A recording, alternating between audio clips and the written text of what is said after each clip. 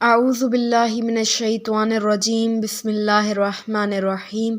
الحمد للہ رب العالمین والصلاة والسلام علی سیدنا و نبینا و طبیب قلوبنا و شفیع ذنوبنا مولانا و مولا الکونین جد الحسن والحسین سید شباب اہل الجنت ابی القاسم محمد اللہم صلی علی محمد و آل محمد وعجل فرجہم ولعنت اللہ علی اعدائہم اجمعین۔ تمام تر تعریفیں، تمام تر حمد و ثنا، تمام تر عبادات اس خداوند عالم کے لیے کہ جو اول بھی ہے اور آخر بھی ہے، اول ایسا کہ جس سے پہلے کوئی نہ تھا اور آخر ایسا کہ جس کے بعد بھی کوئی نہ ہوگا، جس کی مدح تک بولنے والوں کی رسائی نہیں، جس کی نعمتوں کو گننے والے گن نہیں سکتے، نہ کوشش کرنے والے اس کا حق ادا کر سکتے ہیں، نہ عقل و فہم کی گہرائیاں اس کی تہہ تک پہنچ سکتی ہیں۔ وہی خداوند عالم قرآن مجید کی سورہ توبہ کی آیت نمبر 36 میں ارشاد فرماتا ہے، ان عدت الشہور عند اللہ اثنا عشر شہر فی کتاب اللہ یوم خلق السماوات والارض منها اربعۃ حرم ذلک الدین القیم فلا تظلموا فیہن انفسکم وقاتلوا المشرقین کافۃ کما یقاتلونکم کافۃ وعلموا ان اللہ مع المتقین۔ پروردگار عالم ارشاد فرماتا ہے کہ بے شک مہینوں کی تعداد اللہ کے نزدیک کتاب خدا میں اس دن سے 12 ہے جس دن اس نے آسمانوں اور زمین کو پیدا کیا ہے، ان میں سے 4 مہینے محترم ہیں اور یہی سیدھا اور مستحکم دین ہے، لہٰذا خبردار ان مہینوں میں اپنے اوپر ظلم نہ کرنا اور تمام مشرکین سے اسی طرح جہاد کرنا جس طرح وہ تم سے جنگ کرتے ہیں، اور یہ یاد رکھنا کہ خدا صرف متقی اور پرہیزگار لوگوں کے ساتھ ہے۔ رجب یا رجب المرجب قمری سال کے 7واں اور حرام مہینوں میں سے پہلا حرام مہینہ ہے جس میں جنگ اور خون ریزی حرام ہے۔ احادیث میں رجب کے مہینے میں حج، عمرہ اور روزہ رکھنے کی تاکید کی گئی ہے۔ عزیزان گرامی، رجب کے معنی بزرگ اور عظیم جاننے کے ہیں۔ اس بنا پر ماہ رجب سے مراد عظمتوں والا اور محترم مہینہ ہے۔ علم لغت کے ماہرین کے بقول ظہور اسلام سے پہلے بھی رجب کے مہینے کو عربوں کے یہاں محترم سمجھا جاتا تھا اور اس مہینے میں جنگ وغیرہ سے پرہیز کیا جاتا تھا۔ رجب کو بعض دیگر اور صفات سے بھی یاد کیا جاتا ہے، جن میں سے ایک رجب الفرد ہے۔ یہ اس لیے کہا جاتا ہے کہ یہ مہینہ دوسرے حرام مہینوں جیسے ذی-القعدہ، ذی الحج اور محرم الحرام سے الگ ہے، جبکہ دوسرے مہینے ایک دوسرے کے ساتھ ساتھ ہیں۔ اسی طرح اس مہینے کو رجب المضر بھی کہا جاتا ہے کیونکہ قبیلہ مضر پیغمبر اکرم کے اجداد میں سے بطور خاص اس مہینے کے احترام کے قائل تھے۔ اس کے علاوہ رجب الاعظم، رجب المرجب، رجب الحرام،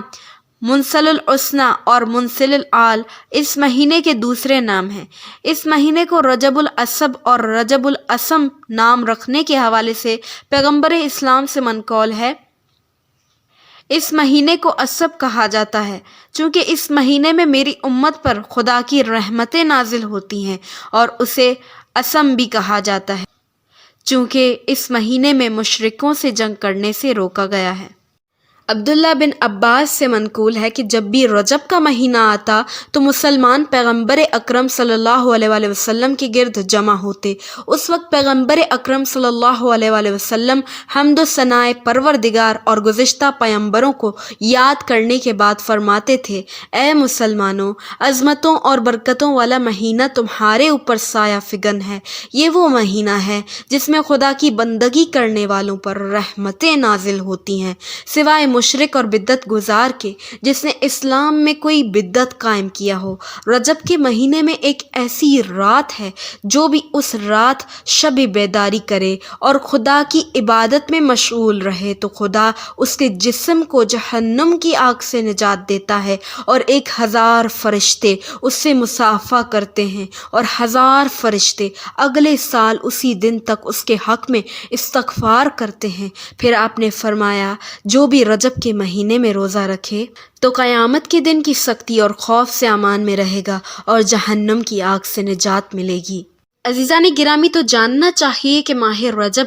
شعبان اور ماہ رمضان بہت زیادہ فضیلت والے ہیں اور بہت سی روایتیں ان کی فضیلت میں وارد ہوئی ہیں، بلکہ جناب رسول خدا صلی اللہ علیہ وآلہ وسلم سے روایت ہے کہ ماہ رجب اللہ کا بڑا مہینہ ہے اور کوئی بھی مہینہ اس کی عظمت اور فضیلت کو نہیں پا سکتا۔ اس مہینے میں کافروں سے لڑائی حرام ہے اور رجب خدا کا مہینہ ہے۔ رسول خدا فرماتے ہیں شعبان میرا مہینہ ہے اور رمضان میری امت کا مہینہ ہے۔ جو شخص ایک روز رجب میں روزہ رکھے تو خدا کی خوشنودی کا سبب ہوگا، خدا کا غضب اس سے دور ہوتا ہے اور جہنم کا ایک دروازہ اس پر بند ہو جاتا ہے۔ اور امام موسیٰ کاظم علیہ السلام سے منقول ہے کہ جو شخص ماہ رجب میں ایک دن روزہ رکھے تو جہنم کی آگ اس سے 1 سال کے راستے کے برابر دور ہو جاتی ہے، اور جو شخص 3 دن اس میں روزے رکھے اس کے لیے جنت واجب ہو جاتی ہے۔ یہ بھی فرمایا کہ رجب جنت کی ایک نہر کا نام ہے جو دودھ سے زیادہ سفید، شہد سے زیادہ شیریں ہے۔ جو ماہ رجب میں ایک دن روزہ رکھے وہ اس نہر سے سیراب ہوگا۔ حضرت امام جعفر صادق علیہ السلام سے منقول ہے کہ حضرت رسول اللہ صلی اللہ علیہ وآلہ وسلم نے فرمایا کہ رجب کا مہینہ اللہ سے استغفار کا مہینہ ہے، لہٰذا اس مہینے میں زیادہ سے زیادہ طلب مغفرت کرنا چاہیے، کیونکہ خدا بخشنے والا اور مہربان ہے، اور رجب کو اسب بھی کہتے ہیں، اس لیے کہ رحمت خدا اس مہینے میں میری امت پر زیادہ ہوتی ہے، لہٰذا زیادہ کہو استغفر اللہ واسألہ توبہ۔ اور ابن بابویہ نے معتبر سند کے ساتھ ابن سالم سے روایت کی ہے کہ میں حضرت امام جعفر صادق علیہ السلام کی خدمت میں گیا ماہ رجب کے آخر میں، جبکہ چند دن اس مہینے کے باقی تھے۔ جب حضرت کی نگاہ مجھ پر پڑی تو فرمایا اس مہینے میں روزہ رکھا ہے؟ میں نے فرمایا نہیں ابن رسول اللہ۔ تو فرمایا کہ اس قدر ثواب تمہارے ہاتھوں سے نکل گیا ہے جس کی مقدار کو خدا کے علاوہ کوئی نہیں جانتا ہے۔ باخدا یہ وہ مہینہ ہے جس کو خدا نے دوسرے مہینوں پر فضیلت دی ہے اور فضیلت کو عظیم سمجھا ہے، اور اس میں روزہ رکھنے والوں کا احترام اپنے اوپر فرض کیا ہے۔ تو میں نے عرض کی اے فرزند رسول، اگر باقی دنوں میں روزہ رکھ لیا جائے تو کیا اس میں سے کچھ ثواب حاصل ہو جائے گا؟ فرمایا کہ اے سالم، جو شخص اس مہینے کے آخر میں ایک دن بھی روزہ رکھے گا خدا اس کو محفوظ رکھے گا عالم نزا کی سختی سے، بعد موت کے خوف سے اور عذاب قبر سے۔ اور جو شخص اس مہینے کے آخر میں 2 روزے رکھے تو وہ صراط سے آسانی سے گزرے گا، اور جو شخص 3 دن آخر ماہ میں روزہ رکھے تو وہ روز قیامت کے عظیم خوف سے، اس کی سختی سے اور وحشت سے محفوظ رہے گا، اور خدا اسے جہنم کی نجات کا پروانہ عطا فرما دے گا۔ خداوند متعال فرماتا ہے کہ میں نے ماہ رجب کو اپنے اور اپنے بندوں کے درمیان رسی قرار دیا ہے، پس جو شخص اس کے ساتھ متمسک ہو جائے مجھ تک پہنچ جائے گا۔ والحمد للہ رب العالمین۔